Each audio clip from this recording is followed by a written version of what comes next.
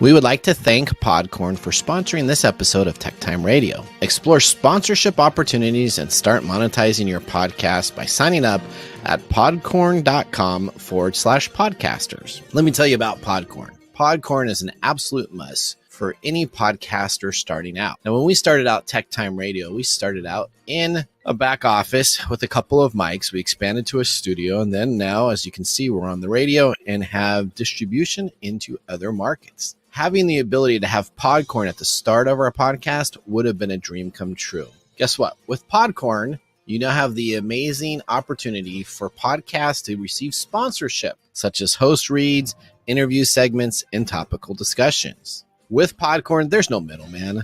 Podcasters of all sizes can browse and choose opportunities right on their platform, set their own rates, and collaborate with brands directly without exclusivities.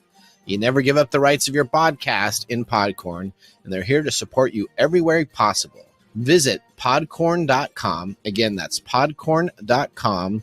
Podcorn is a true success for those starting their podcast dreams. Broadcasting across the nation from the East Coast to the West, keeping you up to date on technology while enjoying a little whiskey on the side, with leading-edge topics, along with special guests, to navigate technology in a segmented, stylized radio program. The information that will make you go, Pull up a seat, raise a glass with our hosts as we spend the next hour talking about technology for the common person. Welcome to TechTime Radio with Nathan Mumm. Welcome to Tech Time with Nathan Mumm, the show that makes you go, Technology News of the Week, the show for the common everyday person talking about technology, broadcasting across the nation with insightful segments on subjects weeks ahead of the mainstream media. We welcome our radio audience of 35 million listeners to an hour of insightful technology with a bit of whiskey on the side. I'm Nathan Mumm. Welcome to our show today. We are live streaming during our show on 5 of the most popular platforms, including YouTube, Twitch.tv, which I'm monitoring and updating chat. So if you go to Twitch.tv, I'll be responding to your chats today. Twitter, Facebook, and LinkedIn. We encourage you to watch us live or visit us at techtimeradio.com or even tweet us out, which I'll be watching that during the show today. Also at hashtag TechTime Radio. So if you have anything you would like to do, pull on over in your car and you can tweet us out a question and we'll answer that live on the air. I'm your host, a technologist with over 30 years of expertise working for companies like Microsoft and Vulcan Inc., and a keynote speaker on technology subjects from cybersecurity to blockchain and everything in between. My co-host here, Mike Gorday, is an award-winning author, originally from Arizona. He's a human behavior expert living in the Seattle area with a master's degree in forensic psychology, a 20-plus year career helping others understand human behavior so that you can always make better decisions. Mike keeps me from geeking out while providing insight into human behavior and how it interacts with technology. We're two friends that come from different backgrounds but bring the best technology show possible every week for our family, friends, and fans to enjoy. How you doing this week, Mr. Gorday? Oh, it's been a week. It's been a week? It's been a week. It's been a week. Well, hopefully that's a good week, though, right? It's only Tuesday. It's already been a week. It's already been a week. All right. Well, welcome to the show. We got a lot of exciting things. We're going really kind of into the science, kind of space and science is our theme for today's show. We didn't really necessarily plan that out, but it just kind of all happened to be in those articles that were there. So, Odie, hopefully you're ready. Let's get ready now to start today's show. Now on today's show. All right. Jack Dorsey says the Twitter board has always been a dysfunction of the company.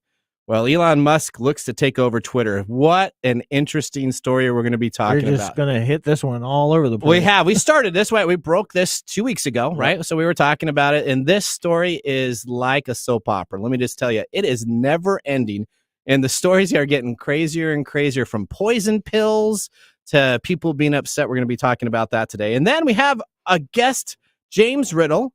He's back on our show. He hasn't been on for a while. He's going to be talking about brain mapping and why they are testing it in outer space.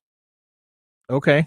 So real big thing here. If we're all going to live in planets out of our solar system, our brain and our gray matter, well, I don't want to ruin any of it, but it's a very interesting topic to talk about regarding space with that. And you know that the U.S. Appeals Court reaffirms that web scraping is legal. This is kind of a big deal too, web scraping. So let's say you have a website, right?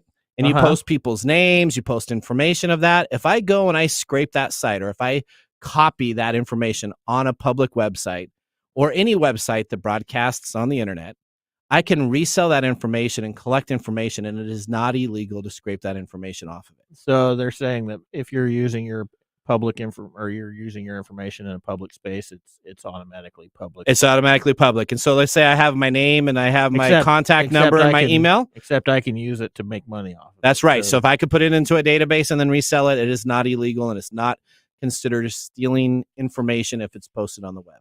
It's very interesting. I've heard this before.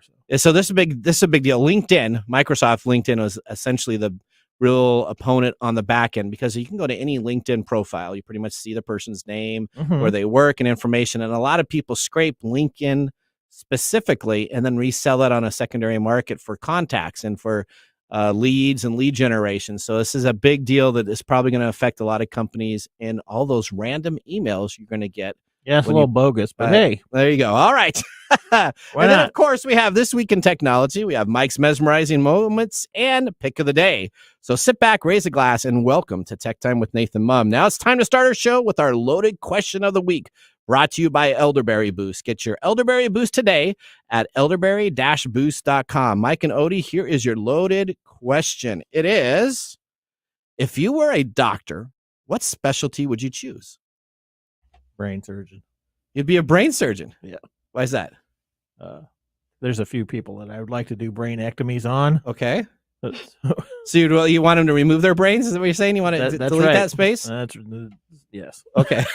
Wow. Okay. Other than that, we all know that I have a fascination with the human brain. And so you're gonna love today's subject with James. Yeah, we're gonna talk about brain mapping. Gravity. Yeah, so it'll be pretty cool. All right, Odie, the question's to you. I have no idea what it's called, but the person that breaks your bones back into place. A chiropractor?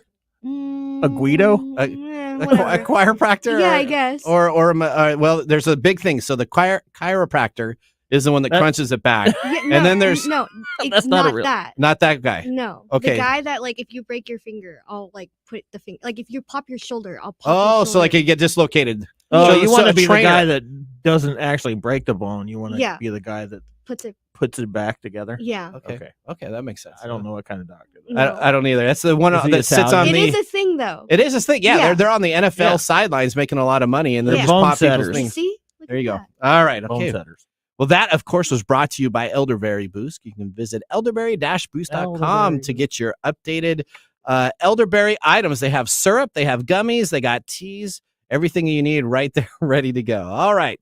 Now, Mike, as always, we have our whiskey tasting during the commercials to see if our selected whiskey pick of the day gets 0, 1, or 2 thumbs up at the end of the show. You're going to want to make sure you listen all the way through to see what we have now with interesting facts on Mark's Mumbles. So he talks about the whiskey, and you're going to want to make sure, because there's going to be a little bit of a thing that will make you go, in today's show with that information he has. All right. Now on to our first segment, bringing you the top technology stories everyone will be talking about for weeks to come. These factual stories are ripped from the technology news headlines. Let's get ready to start. What's happening in the world of technology? This is our top stories in the first 5 minutes. All right. Story number 1. Jack Dorsey says the Twitter board has always been dysfunction of the company. Quotes, dysfunction of the company. We have an audio from our NBC partners that kind of explains this. Let's get right to that. We continue to watch Twitter. That's after former Twitter CEO Jack Dorsey, he tweeted over the weekend, speaking out against the company's board. And this was interesting here. He was sort of in dialogue. It was in a series of Twitter replies. And Dorsey said that Twitter's board has, quote, consistently been the dysfunction of the company. What's he talking about? He's on the board. Well, somebody said, are you allowed to say that? And he said, no. This implies that he pushed for changes that he was not allowed to enact. I don't know. With Elon Musk, I still don't know what he's going to do with the company. He's going to make us all pay for it in a subscription model, Julie. I guess. I'll pay $10 a month for Twitter. How do you know that he's going to do that? Oh, I don't know. All right, let me go read this. Exactly. All right. All right. So here's what we got. We got Jack Dorsey, co-founder of Twitter. right? I mean, Right. they had the original tweet. They sold for millions of dollars. Essentially, he has come on out. He is on the board of Twitter. Yes. And he's come on out saying that it is a dysfunction of the company. Yes. And essentially, he got slammed. Is he allowed to say that? He said literally in Twitter, no, he wasn't allowed to say that, but he wanted to say it anyways. So what do we have here? Essentially, we have Elon Musk, who publicly stated his goal is for the company to be a free speech freedom platform, and he wants to buy Twitter. He wants to buy it out, all the shares, he give the shareholders, and he would run the company itself. Right. Jack Dorsey was resigned as the CEO of Twitter last November, and now he is helping Elon Musk's push to overtake the current board of directors for Twitter. Okay. All right. So what is going on with Twitter and Elon Musk? Well, it sounds like Elon is just, doing Elon stuff, and who knows? Who knows? Who knows what's going on behind the scenes there? Well, so Musk did. I know that they're trying to maneuver everything so that he cannot. They did a poison pill. Yes. So they created a poison pill, which is essentially for a company. It means that if Elon Musk would have more than 15 shares of stock, the existing board members would be able to buy shares at a huge discounted rate, which would then essentially have all the money that Elon Musk paid for the stock, making it almost non-essential, and the price points not even valid. So it's called a poison pill. Companies do that to make sure you don't get a hostile takeover. They're trying to avoid getting a hostile takeover. Musk, or I don't know. Well, maybe it is hostile because Elon's always talking about how bad Twitter is. He does. So Elon Musk tweeted that if he bought Twitter, the board members would receive a $0 salary if he took over and was successful. Yeah. Okay. So he's kind of threatening the board. He said, like, okay, listen, if you guys aren't going to work with me, as soon as I get in and I buy it, you guys are all done. You can either work for free or I'll replace you. Okay. All right. We'll see what happens, huh? This is a continuing saga. Will Twitter become Elon Musk's platform? Well, they're certainly making sure they're trying to make sure he doesn't. He doesn't. And I don't know. I don't know if Jack Dorsey is it's kind of funding it in the back. I mean, it could be an interesting thing. Those two getting together on the side. What is he up to? I don't know. He could be retired, but he decided to complain about the board also. Maybe I should use Twitter more, so I care. Okay, there you go. All right, you're up for story number 2 there, Mike. Yeah. Hey, do you know what happened on April the 25th, 1990? Not a clue. The Hubble Space Telescope was deployed. Oh wow, I remember that. It's been 32 years. 32 years of that thing. I remember when it was released, it was like, oh, this is gonna be great, and then like months later, it was like, oh, it's all broken. Yeah, but that really didn't exactly happen that way. Yeah. Oh, okay. So because over the past few decades, 32 years. That's a long time. I feel old. You are. Yeah. The Hubble telescope has been very busy with observations of around 50,000 celestial targets. That's a lot. Including comets, galaxies, nebula, planets, stars. All this stuff is going on. So every time we're coming up on his birthday here this week, they have a release of some marked picture that Hubble has taken a picture of, and this year it's going to be a group of galaxies that are clustered together called HCG40. Oh wow, okay. Which is means Hickson compact group. Okay. They will be. There's 5 of these galaxies all in a cluster. In fact, they're so close together that the whole group is less than twice the diameter of our galaxy, the Milky Way. Okay. So it includes an elliptical galaxy, 3 spiral galaxies, and one that's called a lenticular or lens-like galaxy. And that is what the picture release for the Hubble's 32nd birthday is going to be. All right. A gaggle of galaxies. Okay. Is there one of those that is a galaxy far, far away? I knew you were going to say that. Did you? Yeah. Was that a slam dunk? A galaxy far, far away? Luke not Skywalker's out there. all. Obi-Wan is coming on back, right? With the series coming out here on Disney Plus. All right. There you go. Plus. Not All at right. all. Story number 3, web scraping is legal. U.S. Appeal Court reaffirms that. Good news for archivists, academy researchers, and journalists for scraping. Archivists, what did I say? Archivists. Oh, sorry, archivists. Academics, research, journalists, anybody that wants to scrape a public access data is now legal, according to the U.S. Appeal Court ruling.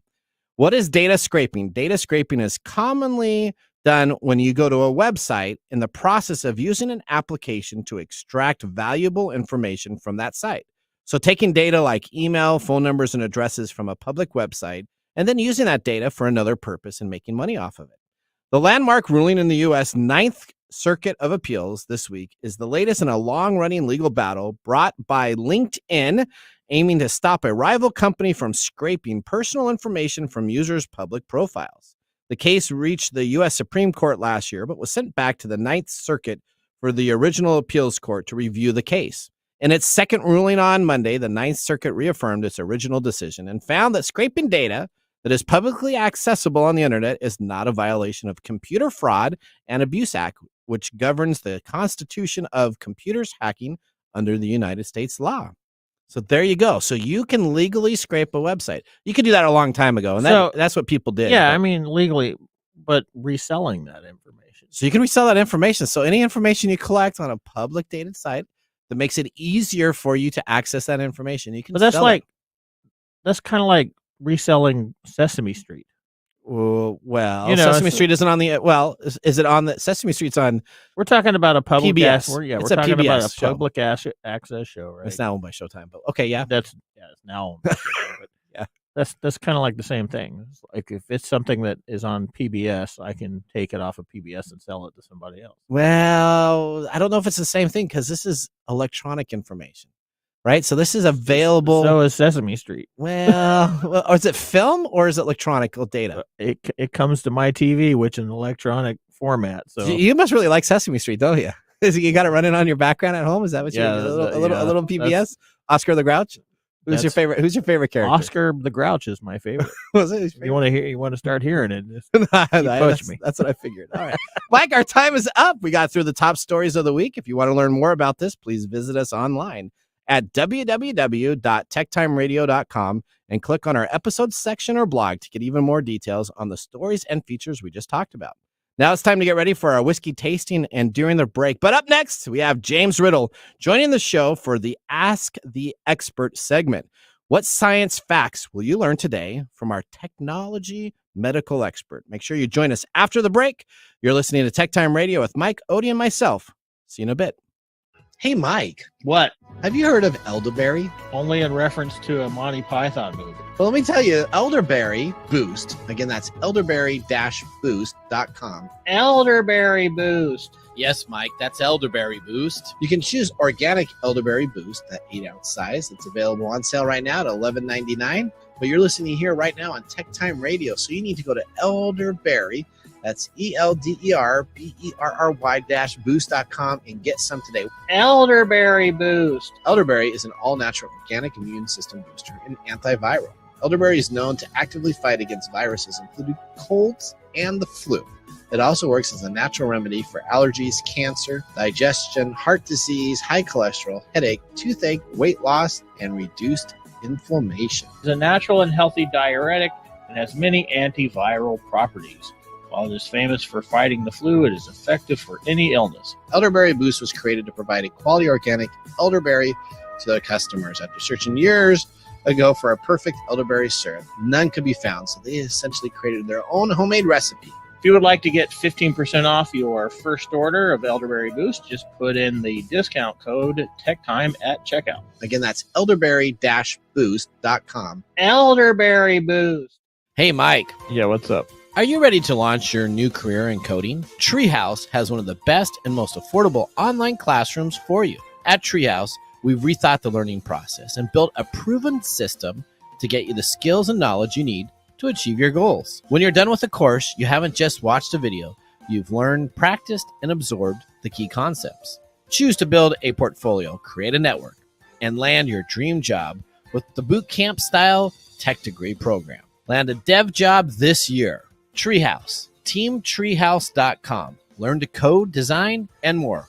all on your own time. Enroll today. Classes range anywhere from 2 months to 9 months for completion. Whatever your goal is, we'll get you there.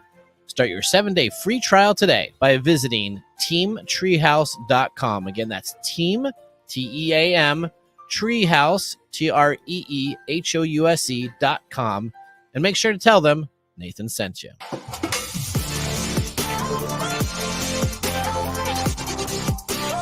Welcome back to Tech Time with Nathan Mumm. Tech Time is a weekly, hourly technology show that talks about current technology in a simple format without having to geek out.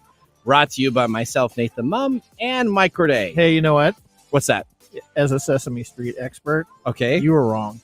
I was wrong on? You were wrong. It's HBO, not Showtime. Oh, HBO owns the Sesame Street? Oh, I'm sorry. I don't. Yeah. Okay. All right. Thank you very much. Well, you know what? I won't tell you where I actually got that information. Right. There you go. Okay. Well, we just had our first whiskey tasting, our whiskey review during the break, and now it's time for me to tell you about what we are sipping in our pick of the day during the show. We have chosen the Larceny Barrel Proof C921. It's 122.6 proof, $60+. Actually, that's even more now because it's a limited edition and most of it's ran out. So $60+. The Larceny Barrel Proof offers a new opportunity to experience the acclaimed wheat bourbon mash bill in its purest form, non-chilled filtered, and bottled at a full barrel proof. Released 3 times per year in January, May, and September. This batch was released, though, that we're tasting, September 2021. But it offers a bold yet balanced special small batch bourbon rich with taste, depth, and the Larceny Barrel Proof is a welcome reminder of just how good wheaten bourbons could be. It's produced by Heaven Hill. The distillery is Heaven Hill, Bardstown, Kentucky, USA. Straight bourbon. Estimated range anywhere from 6 to 8 years old.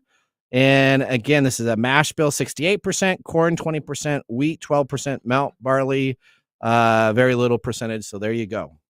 Okay. All right. What did you think of your first taste? So far, so good. So far, so good? It's really rich. Did you taste the oak brown sugar or the almond vanilla or the I tasted baking spice? All of it. How about the Baking honey soda. vanilla oak aroma? Or the warm and medium and long to length cinnamon, almond, and mint hint at the end of your thing? Yeah, all of it. Oh, okay. All right, me too.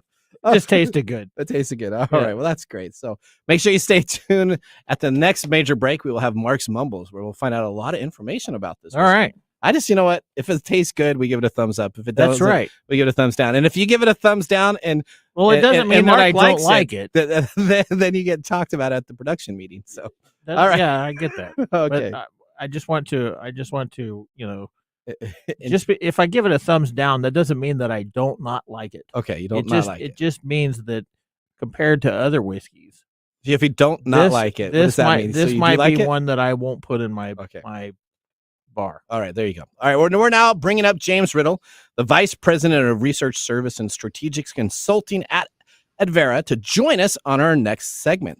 Let's get ready for that. Welcome to the segment we call Ask the Experts with our Tech Time Radio expert, James Riddle.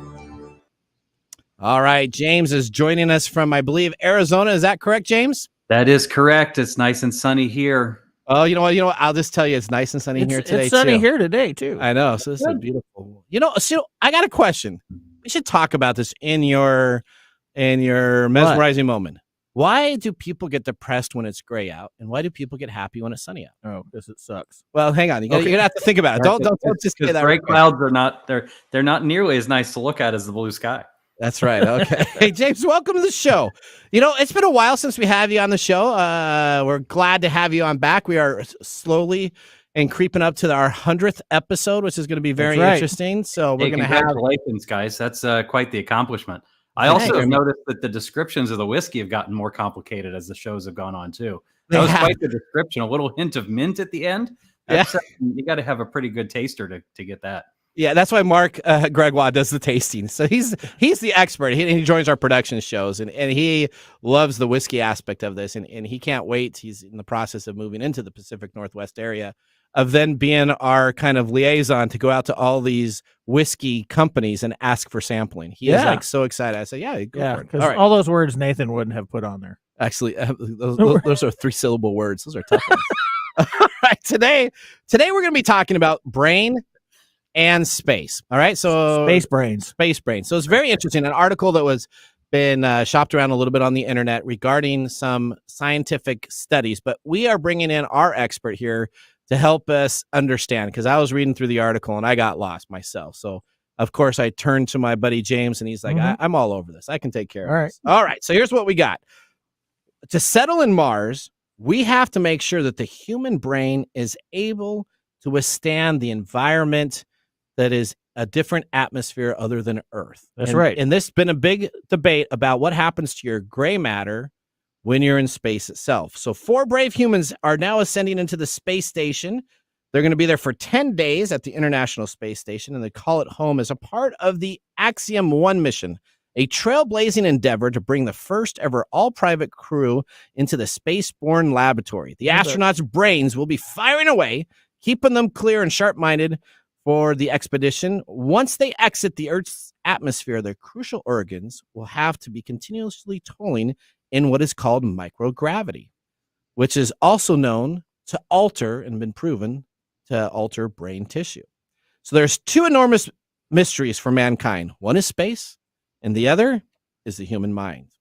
If we want to take and set up space bases, inhabit Mars, and be able to work in space, we're going to have to understand how our brain specifically is not just involved. Our brain. It's our whole organs itself, but the brain is kind of the study that they're spending on right now, because it doesn't do any good to have your heart still work if you're going out there and you become a vegetable. That probably doesn't make anything I don't think right? that's and you can't do the Mars deals where you have like all these famous actors like deserted in Mars and they seem to be living with just a little helmet on. That doesn't quite fit the actual billing of what happened. So first off, James, what is brain mapping for us non-experts? Explain that to us. All right. So first of all, this is super cool stuff. I mean, when you talk about research technology and research into the brain, figuring out how the brain electronical pieces work is really super cool. And I think we've known that the brain gives off electrical impulses for a long time, right? You watch TV shows, you hear people talking about functional MRIs,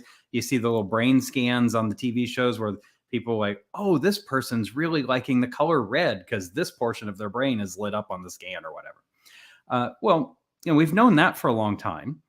And we've also had a bit of research now into how to map the different electrical signals in the brain to be able to detect certain conditions like PTSD or ADHD or other kinds of neurological kinds of disorders using this technology called an electroencephalogram. I can't even pronounce the darn thing. It's an EEG. Electroencephalogram. Yeah, so just encephalo and then electro and gram at the end. There we go. But it measures the electrical impulses in your brain, and it allows doctors and researchers to kind of understand which parts of your brain light up under different stimuli, how different people's brains might work different than other people's brains. But the challenge with this thing is that it's a big old herkin piece of equipment, and you have to have some pretty specialized training in order to tune it in correctly. And so when I was reading through this article, it's pretty impossible to take an EEG machine up on Elon Musk's rocket up to the space shuttle or up to the space station. It's too big. So the organization over in Israel has developed something that's equivalent, that's in this really super cool helmet. It looks like a something out of a old-fashioned military show, or maybe something out of the Roman Empire, right? I mean, you put this thing on, it's got this little spike that runs down the center, and basically it's a mobile EEG, and it will record the electrical impulses and the electrical circuitry inside the astronaut's brain, so we can measure it as they go out into space and get into microgravity.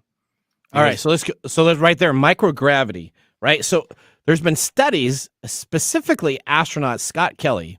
He grew 2 inches while he was in space compared to his twin brother that was down here on Earth. Yeah, that's because he wasn't under the effect of gravity. So his spine just relaxed. It relaxed, and so it allowed him to grow a little bit. So explain to me a little bit then, what is microgravity?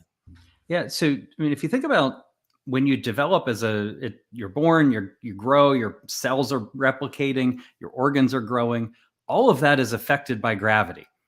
And our bodies have certain mechanisms in there that to compensate for Earth's gravity. Something as simple as a capillary in your blood vessel to prevent blood from flowing down to your feet. Mm-hmm. I mean, if you want to experience that, just stand on your head, right? And all the blood rushes to your head because the capillaries aren't designed to hold the blood the other direction. They're trying to hold it the other direction. Okay. So you get out into space, and now you're in zero gravity or microgravity or a different kind of gravity. So we're going to talk about Mars in just a minute. It's a different level of gravity. Moon, same thing. And so humans are designed to work in Earth's gravity. So you put them into space and weird stuff happens, like they grow, or their organs don't work quite right because the gravity isn't holding them in the same direction, or they get vertigo because the stuff in your ears that's designed to keep you level when you're here on the ground, you go into space and that stuff's floating around in your head, and all of a sudden you get vertigo all the time, which is something that astronauts have to train for pretty extensively before they go up there. And so the brain's no exception. I mean, it's an organ in the body, just like every other organ. It's a pretty specialized organ. And up until now, with this new brain measuring technology, we haven't really been able to study the impacts of weightlessness on brain function. Right? Does it change you over time? If we send people to Mars, are they going to go crazy? Right? Or are they going to have altered brain function? Or maybe the blood doesn't flow quite in the same way, and we just need to be able to detect how those changes are going to work. Or even for long-term missions, you may want to take one of these brain scans periodically just to make sure that you haven't had very many changes past baseline, that you aren't developing some kind of condition or something along those lines. And you think about like Star Trek, right? They get the little wavy thing that they put over your head, the tricorder or whatever, and it'll tell Spock or McCoy what's going on. We don't have that yet, but maybe we will in the not too distant future. All right, so let's talk about Star Trek, okay? So if I go to a planet, hang on. See, James just that was a perfect volleyball lamp. Okay, so I'm Kirk, and all of a sudden I go into the transporter room. I get transported down to a different planet. Uh-huh. All right, and so if I'm on a different planet, then really my brain and everything shouldn't be the same reasoning or the same areas you would have on Earth. So are you telling me all those original Star Trek episodes are fake? Really? Well, now I'm really concerned. So when they went to different planets, they're not they didn't have. Did you see the movie Galaxy Quest? I did see the movie. Okay, so these are not historical documents, right? These are actors. Okay. All right. But yeah, I think one of our biggest issues. No. Okay, one of our biggest issues with the advent of science fiction is that we take humans and we place them in these environments where we don't actually know. And we found out through actual space travel that, being up in a weightless environment reduces bone density. It creates problems with your kidneys. There's all kinds of stuff. Stability, all kinds of different things we've found out over the years, particularly since we first started having the space stations up there. It was really when Mir was up and people were in extended periods of weightlessness that we were able to do research on the impacts of the human body. And the brain is one of the few places that we haven't been able to measure because we haven't really had effective portable tools to take the measurement technology with us to be able to monitor what's going on. So this is super exciting. I mean, if we can map out challenges in the brain function in gravity, we'll have completed yet another piece of the puzzle, which will let us go on longer term missions to different gravity environments. So that brings up not a serious question, not a Star Trek question, but science fiction. So are we going to have to develop, if I'm thinking about it, so let's say I'm going to live in Mars, then we would probably are going to have to develop either a machine that helps regulate our blood pressure, our brain, our processes, or we're going to have to figure out a way to have gravity, a fake sense of gravity that kind of mimics the Earth's atmosphere for us to be able to function correctly. That's pretty much what I'm getting at, right? You have to look at that from every aspect. That's if you look at even just like the movie that comes to mind is 2001: Space Odyssey. Yeah, where they have the revolving thing in the ship. That's to simulate gravity, right? Yeah, it's not unusual. Wouldn't be out of the question to have a a space vehicle or some kind of base that would have a simulated gravity. Or because if it doesn't, you've got two problems. One, if you stay out there long enough, you start to lose bone density, all the things we already know about, and probably a whole bunch of stuff we don't know about yet. But then you also have the challenge of if we do get into Elon Musk world 15, 20 years from now, where there's a Mars base, well, what happens if you're born out there? And now you've grown up in a Martian environment with that level of gravity. You come back here to Earth, and suddenly all the organs in your body are sinking into your feet because it didn't develop the appropriate structures to handle the gravity environment that's here on Earth. It's a really complex problem that Star Trek seemed to skip over. So let me. Okay, so now I got another question. Here it comes for James. So then we always see these movies where these aliens come to Earth, right? So if they've been in these other planets and you come to Earth and all of a sudden we have this gravity, then really in these movies to give a accurate portrait of what's happening, when they land here on Earth, that should be like a shock to their body. It should be a completely different atmosphere that they're not even used to working in. That's why they wear biotechnical armor. Well, not all of them. I mean, there's a bunch of sci-fi movies where they just like poor E.T., right? Poor E.T. comes on down. That could have been like destroying him as he's walking around here. Yeah, we could always theorize that. Nathan, he had the Reese's Pieces to reset his equilibrium. That's right. That's true. We could also argue that his small, compact body size meant he came from a planet that had a greater gravity than Earth does. Okay, because that's why he was smaller. Is that what you're saying? Yeah. Okay. But that's scientifically proven though that if the atmospheres are different, that there's going to be something there. Smart.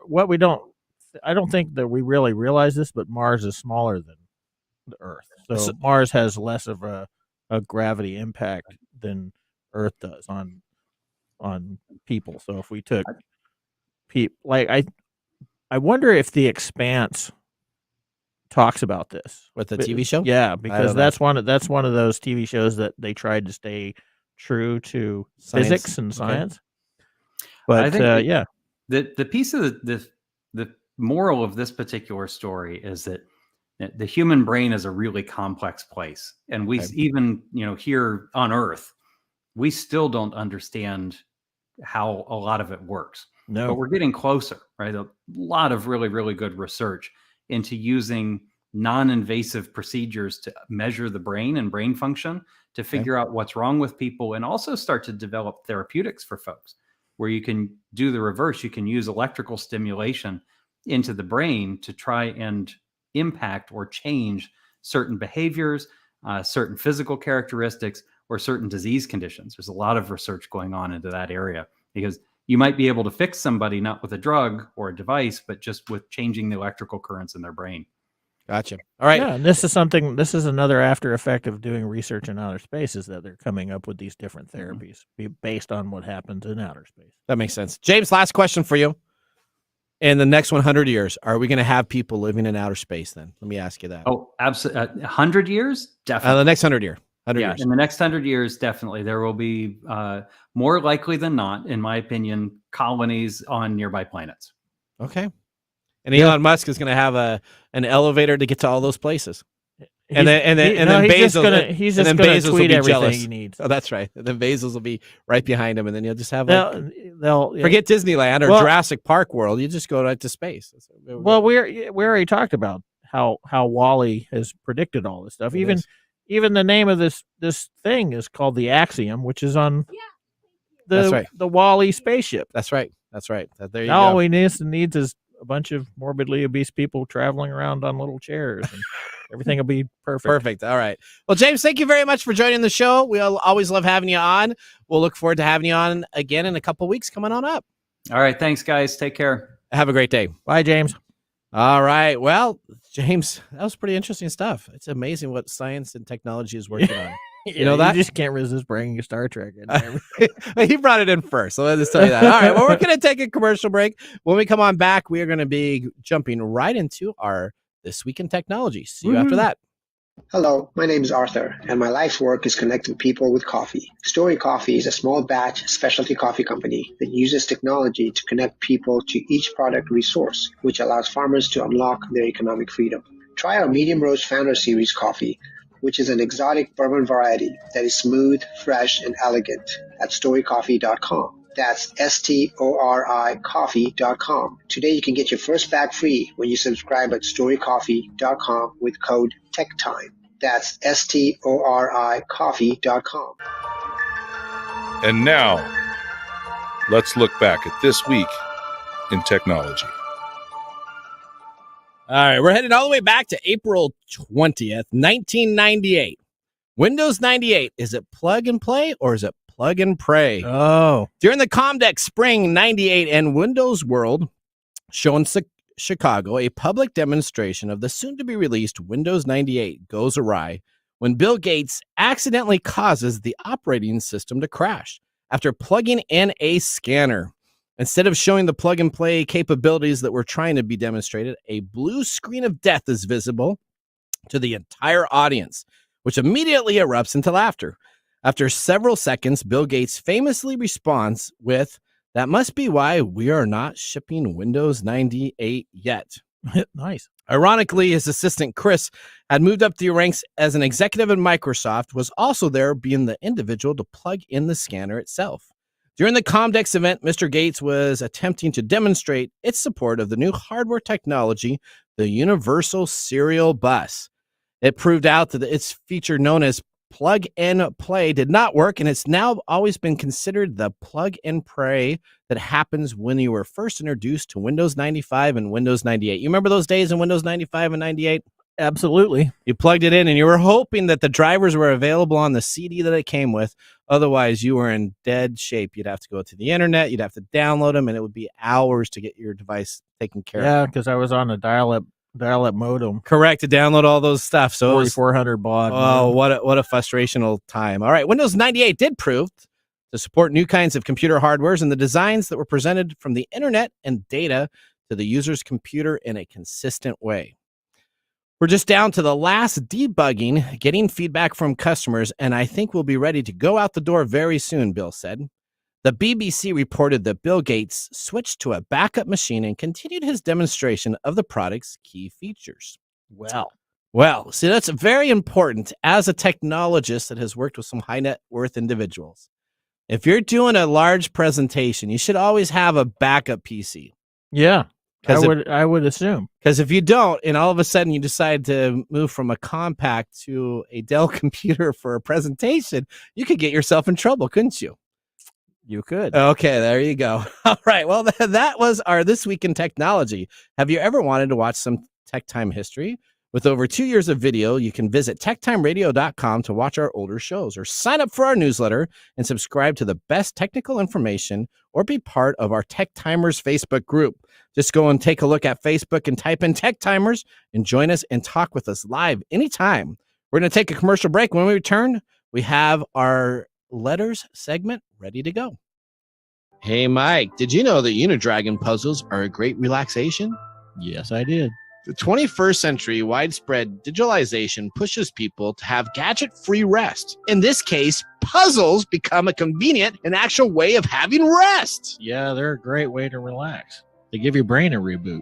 Is make sure that you visit unidragon.com with the discount code for 10% off with the code TIME10. That's TIME, the number 10, for all of our Tech Time fans across the nation. Do you know that puzzles are relatively simple tools that solve a complex range of problems? In game form, we learn useful analytical and communicative skills that will find the application in work, study, and other spheres of life. Yeah, they are great forms of relaxation and revitalization. Do you know that Unidragon's collections now have dinosaurs? Oh, that's one of my favorite things. You got to make sure you keep the promo code. It's TIME10, because all of our audience across the nation can use TIME10 to receive a 10% discount at Unidragon. That's unidragon.com. Don't be fooled by other imitation puzzle makers. Visit unidragon.com, the only spot for your true thinking puzzles.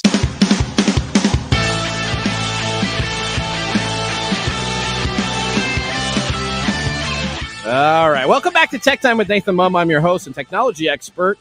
We have our human solutions extraordinary, or my lie to me expert, I call him, Mike Roday, here on my side. Helps us keep everything on the level for the common everyday person. We're a technology show that will make you go, How's that whiskey tasting, Mike? Is it tasting? Yeah, I like it. All right. Well, guess what? We are now going to go into our segment so we'll learn a little bit more about our whiskey. And now for Mark's Mumbles!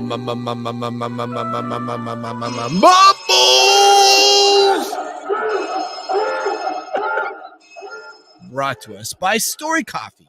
Visit storycoffee.com. All right. The Larceny line of bourbon is the modern heir of the historic wheat mash bill, known behind the scenes at a distillery as OFD, which is for Old Fitzgerald Distillate. The recipe bears the name of bourbon legend Johnny Fitzgerald and his vaunted Old Fitzgerald brand, which was sold to famous whiskey man Pappy Van Winkle before being produced by Heaven Hill. Today, the Fitzgerald name and its reputation is enormous. Wheated bourbons have gained popularity among the consumers in recent years. Heaven Hill's proprietary mash bill has twice as much sweet as other distilleries, producing even more of the soft and round flavors beloved in the style. The batch is not only the best one yet to be released by Larceny, it has been one of Mark's most favorite wheat bourbons, let alone one of his top bourbons on his shelf at home. All right. So now is it still going to be are you tasting now any of the warm and medium length cinnamon and almond tastes? Sure. Okay. All right. There you go. I can tell you that the aftertaste is really good. The aftertaste is really good. I'm really enjoying it. It has that brown sugar, that almond vanilla taste. Exactly. Okay. All right. Okay. Let's get ready to start our next segment. What's our next segment? You're going to love it. Okay. Letters, we get letters. We get back of letters. Oh, letters, we get letters. And the letters all have songs. All right, Mike, welcome to our informative emails that I received during the week. This includes scam, phishing emails, and all-out mistruth disguised as legitimate emails in our favorite segment we call Letters. All right, so we got a couple to go for. I'm going to let you start first because you got some of the killer ones here. We found some brand new ones. So these are new that we haven't really talked about before on the air. So I want you to start it out. Okay, well, we're going to start off with a home-based job for U.S. citizen only. Oh, okay. Yeah, for just one citizen. Just for one citizen. Not just citizen. Okay. Just one citizen. Okay. And that's an open role for Nathan, sent by Amy Bacca at NueloChing55 at yahoo.com. Oh, sounds like a reputable company. Yeah, that sounds reputable. Okay. Hello, Nathan. Home-based job for U.S. citizen only. I am an HR representative. Found your profile via employment agency. I'm thinking grammar is not her first. Or is not her first calling. First calling. And I'm not on any employment agency, so that's right. kind of a little bit of a red flag. Interestingly enough, they didn't name the employment agency. Nope. We searched for a commodity package handler for a part-time position with our company. Job responsibilities include review of contents of the packages that will be delivered to your home or office address. You will also need to write a product review on our dashboard and then ship the product to the destination point.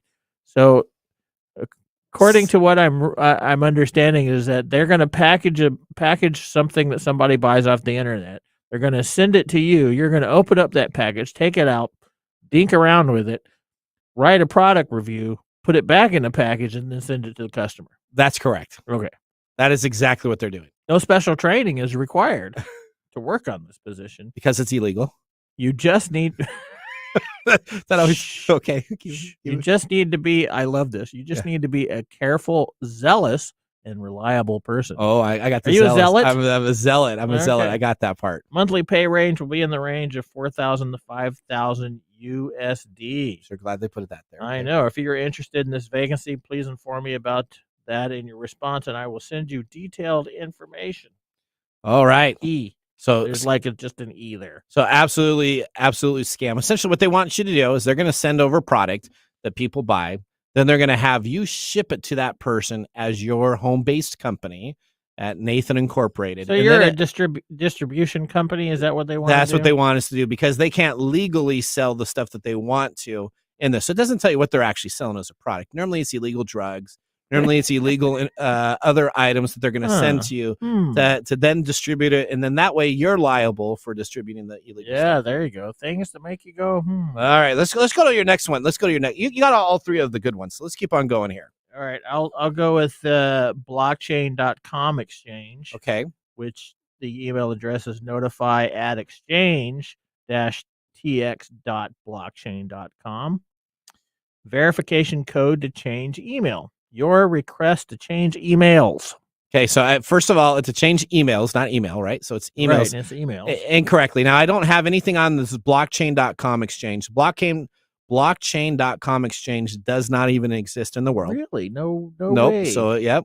In order to change your email address, please enter the following code on the confirmation screen under your new email address. G2QFU. Oh, there's the FU is the real code. So go to the next page. So essentially you click on the enter code. Yeah. And then what it does is it doesn't allow you to enter a code, but it takes you to a fake website that has a chat in the bottom right-hand corner. And then the chat pops up and says, how can we help you? We see that you're having a problem changing your password.